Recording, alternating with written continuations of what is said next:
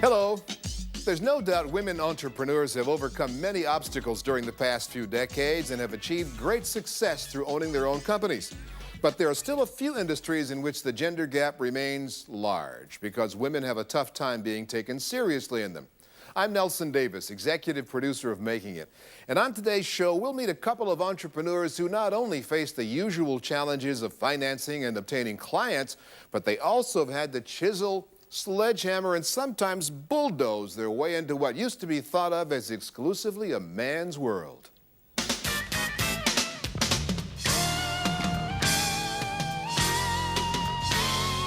Making It Minority Success Stories.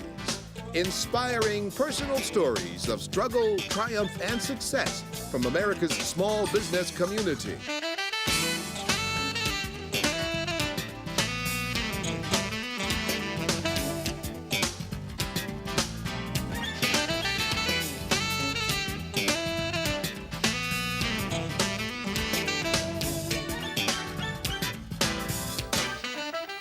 Hello, and welcome to Making It. I'm Lynette Romero. And I'm Larry McCormick. Thank you for joining us. Now, do you know what the fastest growing industry is for women entrepreneurs? Here's a hint. Think hard hats instead of hairspray and steel-toed boots instead of spike heels.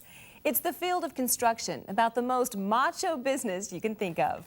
Despite the toughest nails image of foremen and crew bosses, the number of women who own construction firms has jumped 35% in the past 5 years, according to the Center for Women's Business Research.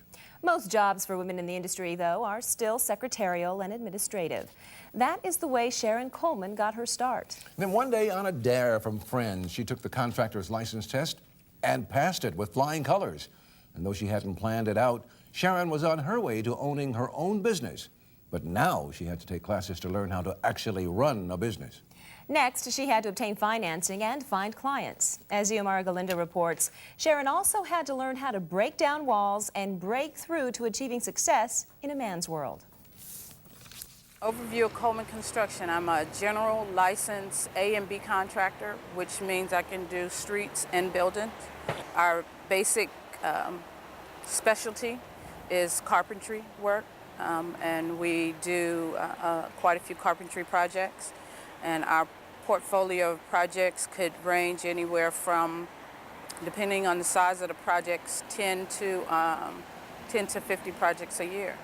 I have right now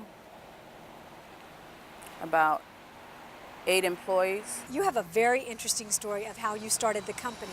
After being laid off of your job of 4 years, you began this. Tell me about that. I've always been in construction for some time or another. I had some friends of mine who would always tell me if they see me out in the streets, you ought to take your test. You ought to take your test. And so one day said, you could take your test, you could pass it, it's simple. It took me probably about 4 weeks to intensively study for the test. And I took the test and passed and was shocked. After I passed my test, they ask you, what would you like the name of your company to be? Right then and there? Right then and there. And, but they give you a couple of days to actually make a decision. But I was still in such a state of shock that I just gave them my name. That's how Coleman Construction got started. What would you say specifically in your previous construction experience prepared you to launch your own company? When I first got into construction, I was actually a project manager. And from project manager, I went to superintendent. And that is what prepared me and gave me the knowledge of the construction industry to feel comfortable enough to continue with my company. Once you got your actual construction license, how did you get the funding to start Coleman Construction? My startup money actually came from my projects. I financed my company basically through my projects, and then when I started taking bigger projects, then I went to PCR and I got a loan, a small business loan. How do you get paid?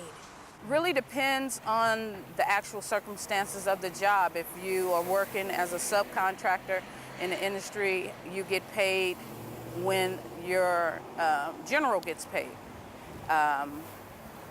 Or if you are doing commercial work, you do the work first, then you invoice upon when you're paid. I mean, the progress of your work, and then you get paid on that. More and more women have companies in the construction business. What is it like to be in a field that for so long has been thought of as a man's world?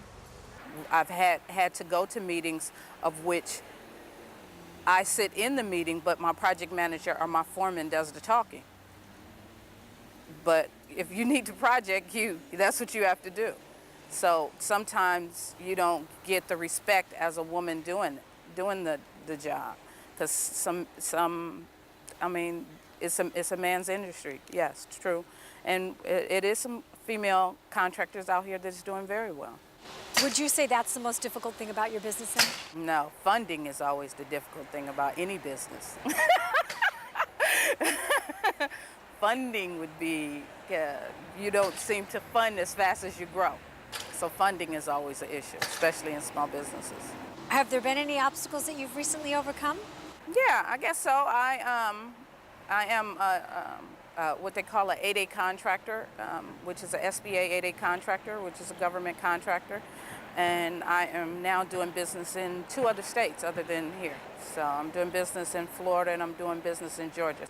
How are you growing your business? I am growing my business by doing a combination of some things that I didn't do in the past. I'm concentrating more on government work and more private work. Before I was doing more public and commercial work. I did a lot of churches in the past, so now I'm trying to move back into the arena of which I am the general contractor instead of the subcontractor. Sharon, how has being president of the National Association of Minority Contractors of Southern California helped you? It helped me in a way to let me know that I'm not the only one struggling, whether I'm a woman or not. That's number one. Number two, it puts me in an arena to stay up to date on the changes that are coming down for construction so I can better prepare for my business. You get to network with a lot of corporations that are doing construction and construction managers who are in charge of projects, and they let you know projects while they're still on the drawing board. Boy, she's honest. Funding, that's the biggest I don't see too many problem. people stopping her, do you? Yeah, no. I don't think so. Very interesting. Well, Sharon is continuing to network to get government contracts and commercial work. She says construction is a very difficult industry. Not just for women, it's difficult for men too. Sharon says she shines the brightest when it comes to interacting with both employees and clients. Now, in Secrets of Success, we have the Executive Director of Fame Renaissance, the Reverend Mark Whitlock. He says, if your business isn't shiny enough, you better get some polish. You know what? In business, every day is not going to be a shining day. There's going to be some dark days. But how do you handle the dark days so that they may shine? Well, you know what? You got to buy some polish. That means use the polish to shine up your business. Yeah. That means polish up your skills. Go back to school. Talk to some experts. Make sure that you practice each day.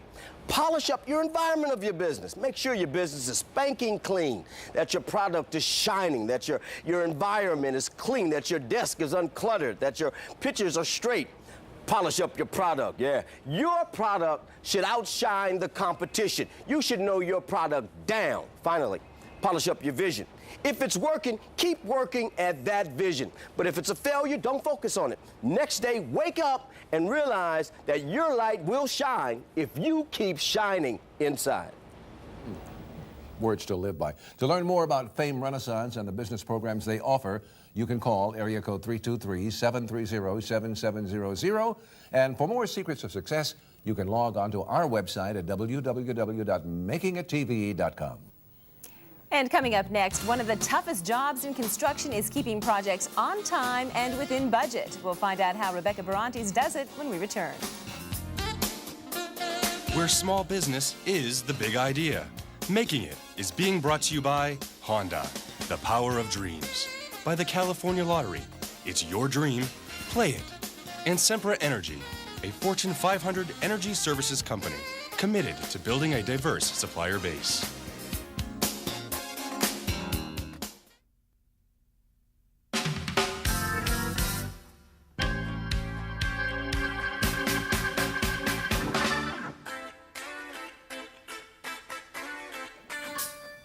Welcome back to Making It.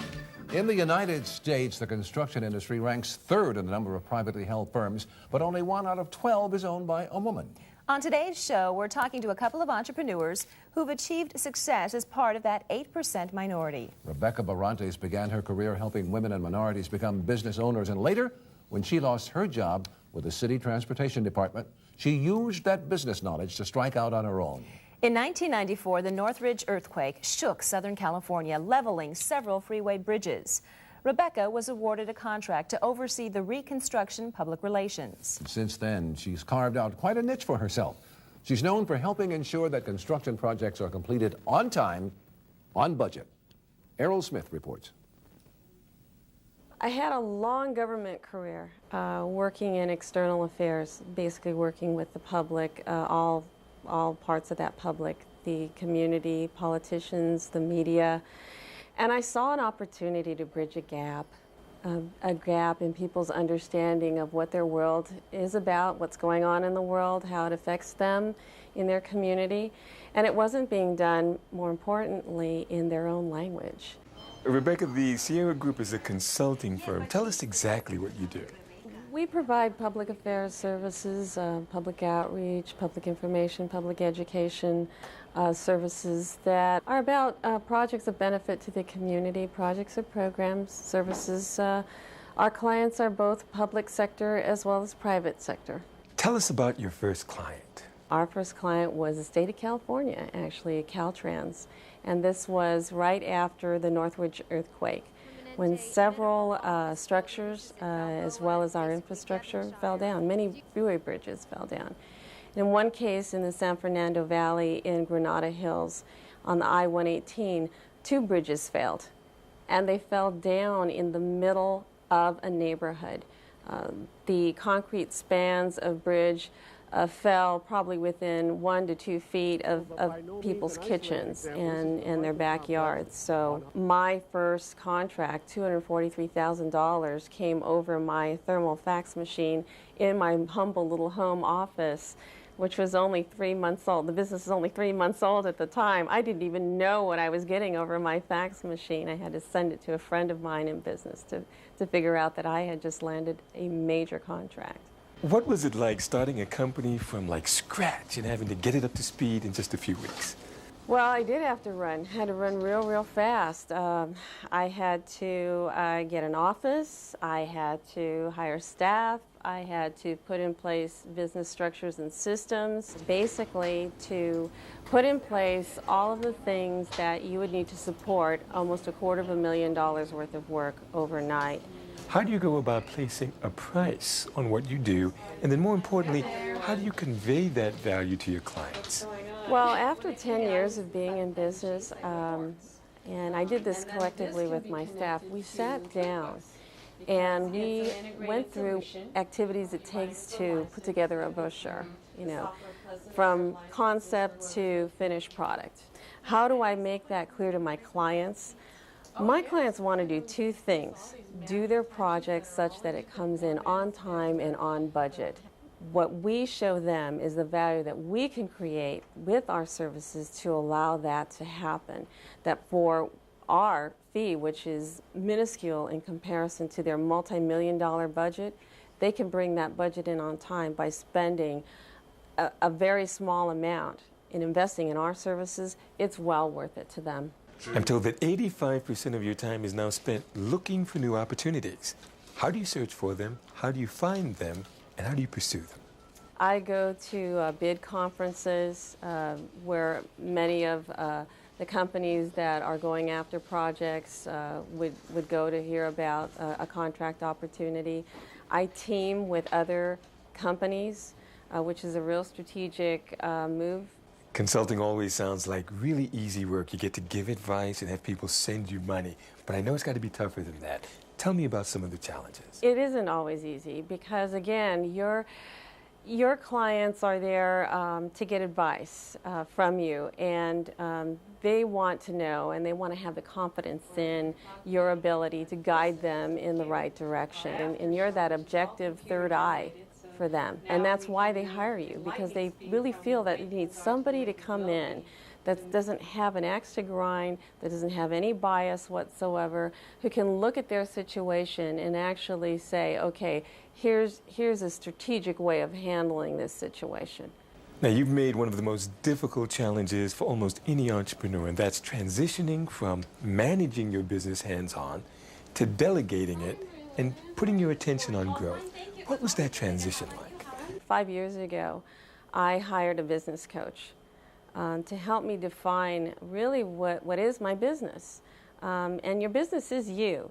I learned that what my life was about, and who I'm being in the world, is really what my business is. But it was through the coaching that I began to identify the strategic objective for my company for the next 5 years. One of the key strategies for building this business has been, and getting myself out of the daily to-do, was for me to go out and get multi-year contracts. That was my first strategy. It allowed me to bring in other people to come in and do the work. I could get to step out and begin to do the management and the visioning for the growth of my company. Very focused lady there. Yeah. Rebecca advises business owners to stick to a 5-year plan. She says if you don't, you're moving sideways rather than forward. She also says that if entrepreneurs aren't making money, then they should apply for nonprofit status because there's no point in working for free. That's true. Coming up next, our studio guest is an international speaker, corporate advisor, author, and business owner. Deborah Rosado-Shaw has tips on overcoming fear, taking risks, and obtaining million-dollar accounts. Learn to dream big right after this break.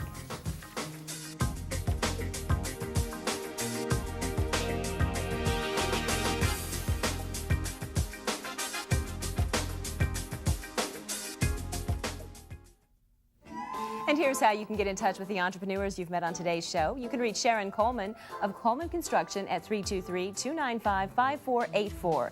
And you can contact Rebecca Barantes of the Sierra Group at 562-463-0042. And now here's Xiomara Galindo with today's studio guest, Deborah Rosado-Shaw. Deborah Rosado-Shaw is the author of Dream Big. She is also the founder of Dream Big Enterprises and Umbrellas Plus. The company is a multi-million-dollar wholesaler and importer of fashion and sun accessories. Deborah, welcome to Making It. Thank you so much for being here today. It's my pleasure, really. Fascinating book. I loved it. First off, every entrepreneur dreams of that million-dollar account. Right. How do they get it, though? What do they do? What are some things they can do? Well, one of the things I know is that you have to play beyond the rules. So one of the reasons that I get to play in that game is that I found, here's the game, and here's what everybody says you're supposed to do. Now, what can I do to get to expand what's possible for me? In your book, you discuss how to stop fighting fear and instead use that in a positive way as a tool. How does that work? I mean, interesting, stop fighting fear for everything, not just business, but for everyone all around. Right. Well, I mean, I think if you're doing anything that's really challenging you, you're going to feel afraid. I mean, what you have to do is get really familiar with the sensation. You know, your knees are shaking, your palms are sweating, your heart might be palpitating, but that energy actually has you see new possibilities, see new things that you can do. So it's not about overcoming fear. You don't overcome fear. You get comfortable with the sensation. And are there key steps that you would recommend to get over that hurdle? Well, one of the things I say is don't open up on Broadway. You know, you should never go that big major pitch. Don't do it to the people that, you know, you really need to get that day. That's not where to try something out. Go to a small account and kind of run through it, accounts that you don't care about, relationships that aren't really that important to you, and kind of do the runs for yourself. So by the time you get there, you kind of have it in your system. And we hear this a lot. Take a leap of faith. Oh, I know what your answer is going to yes. be. But you don't recommend that. Absolutely not. Why? I think it's very dangerous. And when you hear people speaking that they have taken a leap of faith, it's usually not true. So if you look a little further, what you see is that they have done their homework. They have probably spoken to lots of people, if they're successful at it. If you see people have taken a leap of faith and they flop, then you know they didn't do their homework. But absolutely, you have got to, when you're going to sign your house and your family's livelihood about an idea that you have better get prepared. You also talk about in your book, Dream Big, that people should dream big, but there are some times when they should quit pursuing some dreams. Why is that? Well, I think you have to have a dream that speaks to you, and it might not speak to somebody else. I mean, when I was a little girl, my big dream was I wanted heat and hot water. I really, every day, if I could just have heat and hot water, I would be so thrilled. And then I traded up a different dream, a great school. I wanted to be an attorney. I never became an attorney. And then I started a business, and then I wanted to write a book. And you kind of trade up. But I think that if you don't have that dream that acts like a magnet in your life, then you can't move forward. But there are times. I applied to law school 11 times. And then I got it. You know what, Deborah? This dream is dead for you. You have to mourn it and grieve it and say, this one is done. Now what am I going to do? Because if you don't clear up something that is dead and is over, you never give yourself the space to move on to something new. So I would never be the entrepreneur that I am today, never have written a book, never speak all around the world, if I hadn't been willing to say, this one is done. And I have something else to go on to. That's right. How do people play beyond the rules and win? Explain that to me. Well, I'll give you an example. My first job, I was a customer service clerk in a company, and I saw people selling, and I wanted to sell, and they wouldn't give me an opportunity. And so one day I decided I was going to impersonate a salesperson after I did all my homework, and I called on a major account in New York, and I sold it. On a sick day, I had to borrow a suit. I had to make up business cards for myself because I had none, and I sold a $140,000 order. And then, of course, I knew I was going to get fired by my customer service manager, so I made an appointment with the president of the company and gave him the order. But that really launched me into a career in sales that had I not been willing to play a little bit outside of the space and the structure that was given to me, I would never experience. Terrific. Deborah Rosado-Shaw, thank you so much for being here. And we'll tell you how to reach Deborah Rosado-Shaw when we return. Dream big, soñar grande, right after this. Terrific. Thank you so much for being here.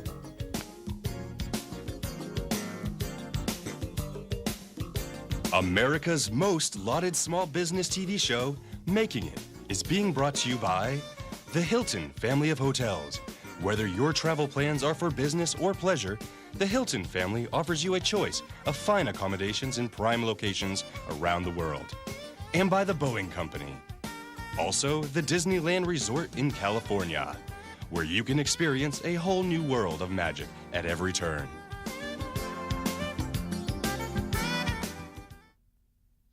You can reach Deborah Rosado-Shaw by emailing her at dshaw@edreambig.com. And if you'd like to send us an email, send it to info@makingittv.com. Or to find other small business resources, just log on to our website at www.makingittv.com.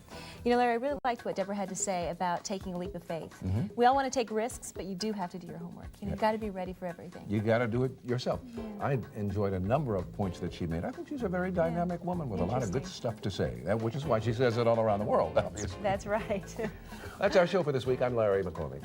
And I'm Lynette Romero. Thanks for joining us. We'll see you next time right here on Making It. Bye-bye. Pricing is the fuel of profit. I had that on my wall for the longest time as an affirmation.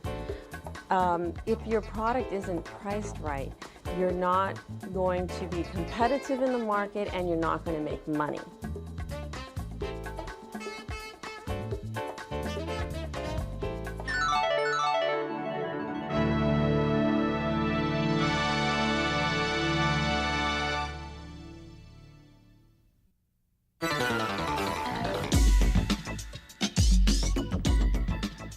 Imagine an infant with no one to take care of it.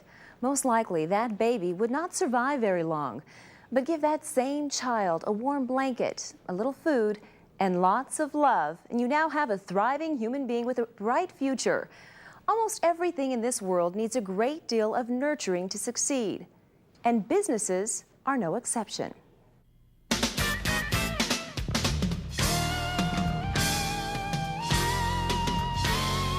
Making It Minority Success Stories. Inspiring personal stories of struggle, triumph, and success from America's small business community.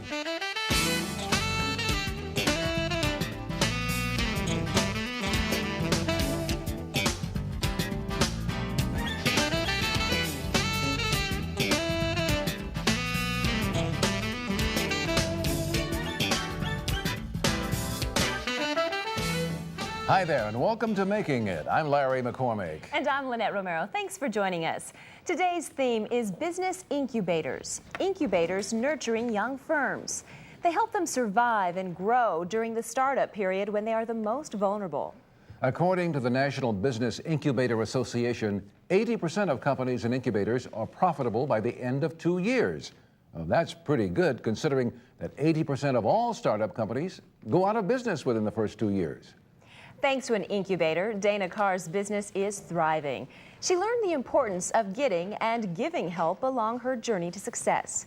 When Dana was in college, her grandmother became very ill, and with nowhere to turn, Dana took care of her loved one herself. She decided to someday start her own caregiving business. When Dana was bumped out of her career as an artist by an auto accident, she sought help from a temporary agency. They asked her to work for them. And after 6 years, Dana took out a $40,000 loan to supplement her savings, used the management skills she had learned, and sought an incubator to help her hatch her own caregiving business called Carr and Associates. Errol Smith has her story. Presumably, all business owners care about their business. But Dana Carr has made a business out of caring for the elderly, the disabled, and others in need of in-home assistance.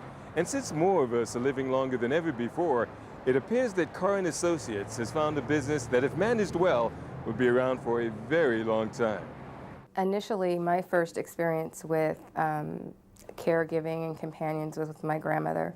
She was discharged from the hospital after having brain surgery, and the doctor literally came in and said, "Good news, your grandma can go home today, and she can't live alone." And that was it. The hospital didn't have any resources for us. They didn't have any direction to point us in, and so we were sort of left to our own devices. My grandmother needed 24/7 care, and not one person can do that. So we had to find 2 people in addition to the family pitching in to support her efforts. I had a friend who called, and he has a similar company in the desert, in Palm Desert, and said he was interested in opening up a company in Los Angeles. So through a series of negotiations, I opened Carr and Associates as sort of a franchisee of theirs in the loosest sense of the word. They trained me, they gave me a line of credit, and they showed me the ins and outs of the business, and then I pulled that together with my staffing background, and here we are 2 years later. So you operate out of an incubator. How long have you been here, and how does this incubator help your company? I've been in the incubator for 13 months, and it has been phenomenal for me. I moved here from an executive office setup, and the incubator helped me locate financing, helped me prepare my loan and get a low-interest business loan, and they also, whenever I need something, when I'm looking at expanding or changing or growing, they're always there. I can just go and ask the question. They actually found my office manager, Laura, for me. So I didn't have to go on a huge search to find the right person to bring into this office. Flesh it out for us. Specifically, what sorts of services do you get from the incubator? When I wanted to bring my accounting in-house, I walked down the hall and said, "I want to bring my accounting in-house." They told me exactly what to buy, and within 2 days I had a consultant here helping me transfer all my information onto the software package, which saved me hours. Another example, when I needed additional funding, I was able to get a very fast business loan. They gave me exactly the department and the person to go to, and it was taken care of. We don't have to buy a copier. We can use the copier here. And when I needed to get workers' compensation insurance, they were able to direct me. How do you find the patient and empathetic people that's required to build your business? First, having been in the temporary staffing industry, you really learn a lot. I learned a lot about how to screen people, not necessarily for what their hard skills are, but what their attitudes and attributes are. And we get to learn a lot from our applicants when they're in the office because they're with us for an hour and a half. So through the process of checking their references, and for us, we actually have to speak to someone that they took care of or a child of someone that they took care of, and seeing how they interact with us, how patient they are or not. We can generally get a good feel for the referral candidates that we send out. In addition, the family has the opportunity to interview 2 to 3 people before they make a decision on who they want to bring into their home. Now, Dana, business owners always have to be concerned about liability, and it seems to me that your business is the sort of business that has some very unique kinds of risk. How do you manage them? First, again, I'll go back to thorough reference checking. Secondly, everyone has to pass a criminal background check in order to be referred by us. And then thirdly, we are actually a caregiving broker. We refer candidates out to families and they hire them directly. And then we walk the families through what that means, what they need to do to be protected, the do's and don'ts. Like, for instance, caregivers should never have access to ATM cards or PIN codes. Caregivers should not be writing checks. So those are some of the things that we train the families on so that they're protected that way. And how do you get paid? We charge 20% of whatever the caregiver earns, or the family has an option to pay us a one-time flat fee. Why did you decide to make this a business as opposed to just volunteering your time after work? My personal philosophy is if you do what you love, the money will come. And secondly, all the statistics point to an aging population. By the year 2010, 1 in 3 of us is going to be caring for an elderly adult. And those numbers are staggering. And I know what's involved with that care. So it just made sense to be at the beginning of that wave, to start now, refine our systems and processes so that we're in a position to really, become a market leader over the next 10 years. Besides running her company, Dana produces an informative cable television program about elderly medical care management. She says you can foster good business relationships simply by helping people. Ray Durazo of Durazo Communications tells us that when answering the phone, just saying, "Can I help you?" may be selling your business short. Here's today's Secrets of Success. Every time a customer calls, you have an opportunity to advertise your business. A simple slogan included in your telephone greeting is a form of advertising. Let's say you've got a dry cleaning shop. Every time you answer the phone, you can say, "Hello, this is Village Dry Cleaners. We help our customers look their best. Can I help you?" The same slogan can be included in your voicemail greeting. When you have to put a customer on hold, what do they hear? Silence? Music? It's an opportunity for them to hear a recorded ad about your business. They can be hearing about your services, your upcoming sales and special promotions, all things that generate more business for you. And remember, a friendly, enthusiastic voice on the phone is always the best and least expensive form of advertising. And you can get more information about Durazo Communications by calling 213-239-6555, extension 204. And you can hear more Secrets of Success by visiting our website located at www.makingittv.com. You know, Lynette, places of worship aren't necessarily just for spiritual growth anymore. Up next to our Making It, we'll step inside one church that's giving birth to businesses. Plus, business consultant Eddie Anderson will be in studio. He says he's trained thousands of entrepreneurs on how to master the 3 Ps: being powerful, persuasive, and profitable. Find out how when Making It returns. Proving that the entrepreneurial spirit is alive in America, Making It is being brought to you by members of the Hilton family of hotels. Hewlett-Packard, HP works for you. Washington Mutual. Let Washington Mutual make a fan out of you with their truly free checking that's truly free. And by the Boeing Company.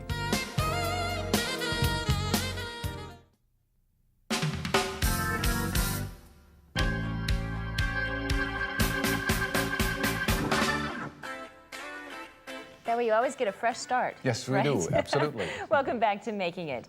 Business incubators is the subject of today's show. People often turn to religion for help.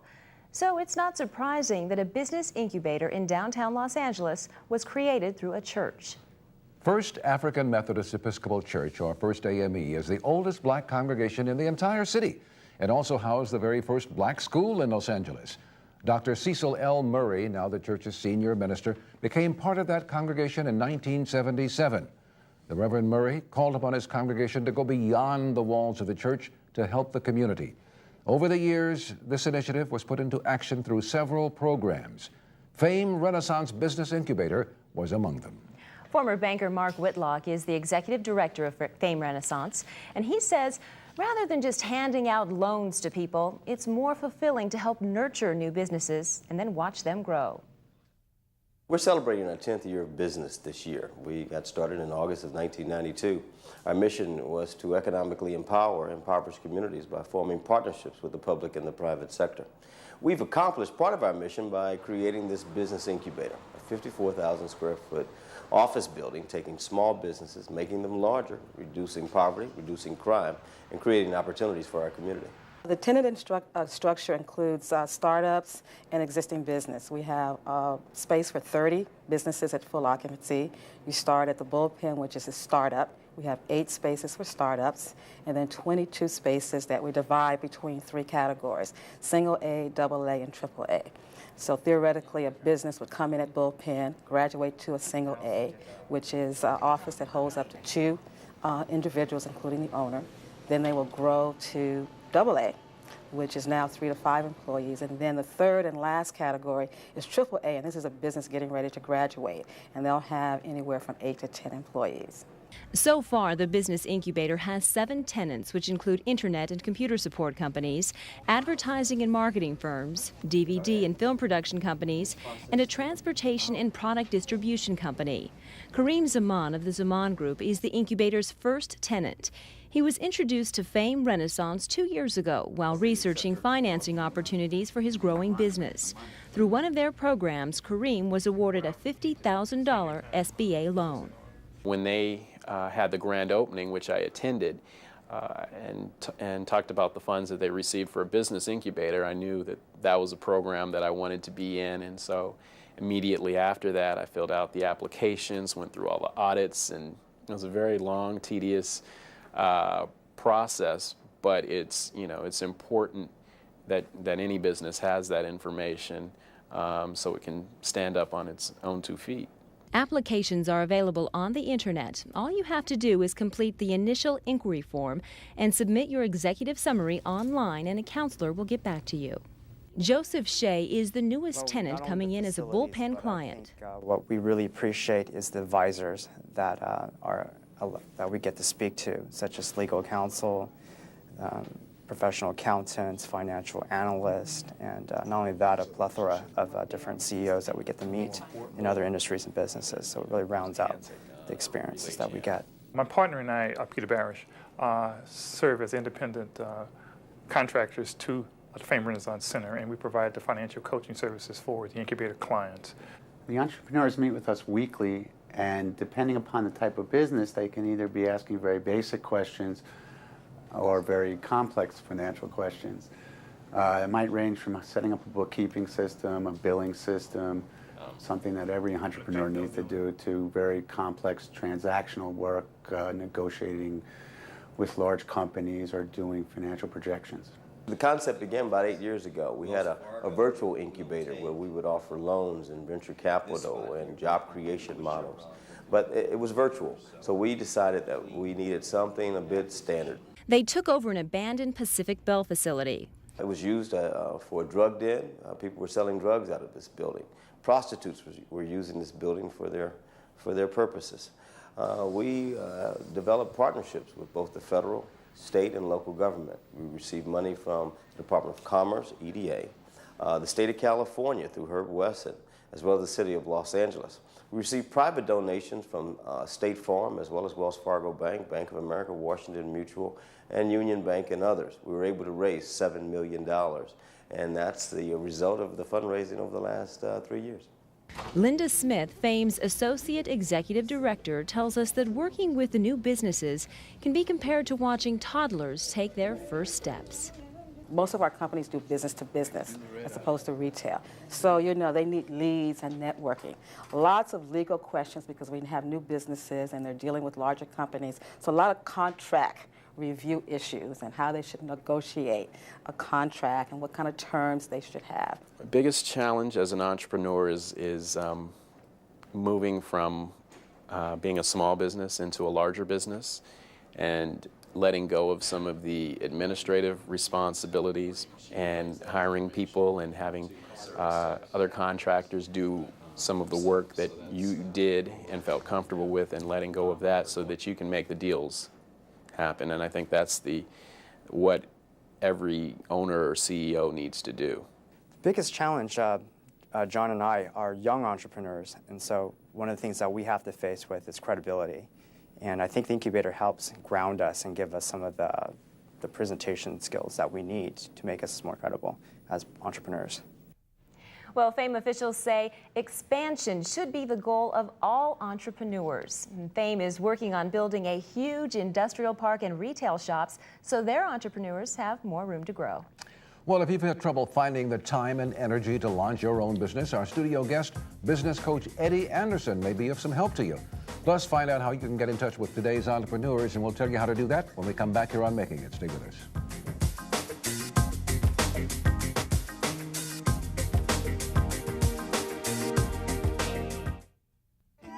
Welcome back to Making It. Here's how you can get in touch with today's entrepreneurs. You can call Dana Carr of Carr & Associates at 626-797-5954.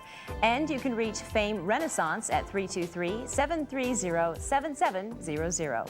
Now let's join Larry in studio with Eddie Anderson of New Image Communications. Thank you very much, Lynette. Eddie Anderson has trained and consulted thousands of individuals in 125 separate industries. He's a business consultant, professional speaker, and performance coach. Welcome to Making It. Good to have you with us today. Pleasure being here. Thank you. A lot of questions for you. We know that being an incubator can be an asset to a new business's growth, but give us, if you would please, some specific examples of those benefits. I believe that the first benefit is that it's a proven model. It's a model that's been around since 1956. Secondly, the business incubator is a business in itself that's very concerned about its customers. So one can expect as to walk in and get a personalized approach to getting low-cost office space, a personalized approach to getting mentoring, networking opportunities, financing, and open the doors to other opportunities that they offer in the public and private sector. Much as the phrase incubator says about a newborn baby, so you nurture that baby and help it grow. Yes. Okay? Yes. Let's say you have a good idea and you also have a positive attitude. That's important. What else is really necessary, Eddie, to start a business? Well, it's extremely important to articulate your idea and your attitude about your business on paper. You need a business plan. That business plan gets details of what your goals are and how you plan to accomplish those goals. Now, when you get into the marketplace, chances are you have a better chance if you go in to an established industry. But you do not want to take a me-too approach to offering products and services. Your business plan also gives details as to the difference between you and the competition. That also serves as your guide for yourself as things go along, don't they? Yes, and we all need guides, especially in business. People want to make money overnight more often than not. I guess everybody does. But you say, and this is one of the things attributed to you, appreciate the little baby steps.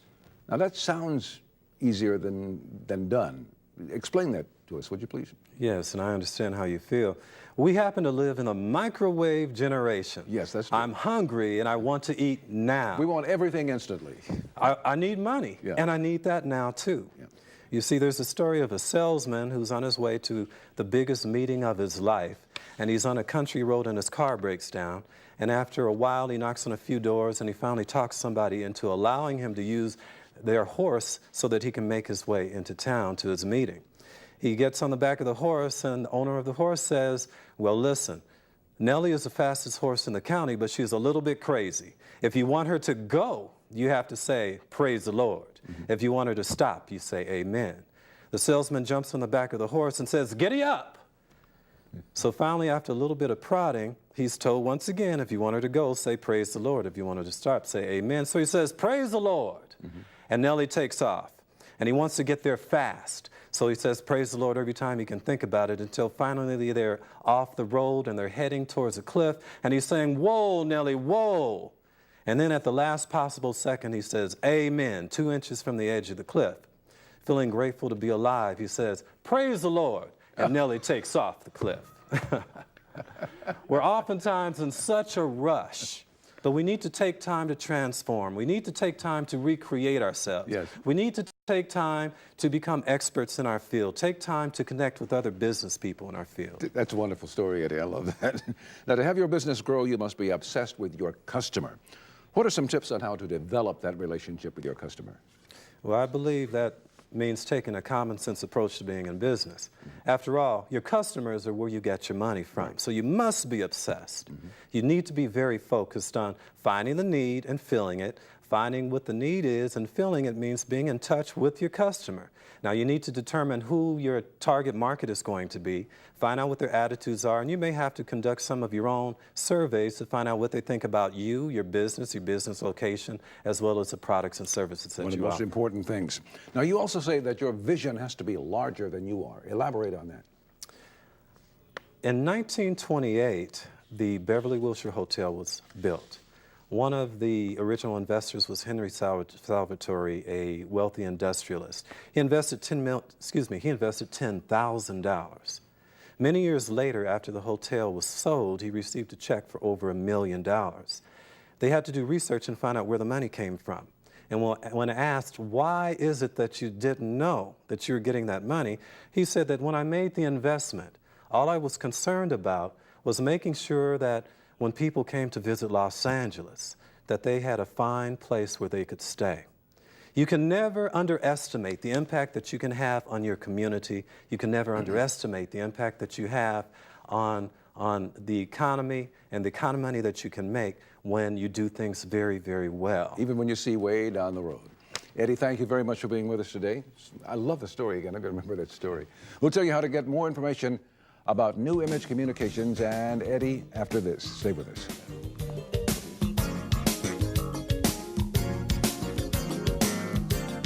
Celebrating the American dream, Making It is being brought to you by the California Lottery. It's your dream. Play it.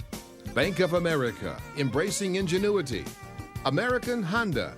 And Sempra Energy, a Fortune 500 energy services company committed to building a diverse supplier base.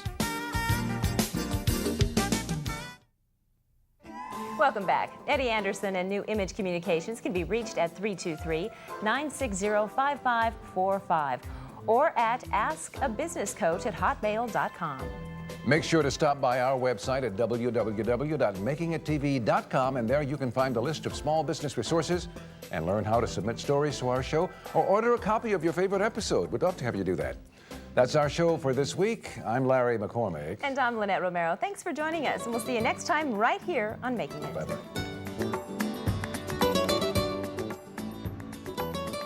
Our biggest obstacle in developing this incubator was ourselves, believing that we couldn't make it, believing that we had reached our potential. Once we sat down and prayed about it and really focused in on our objectives and put faith in God, then we realized that we can do all things.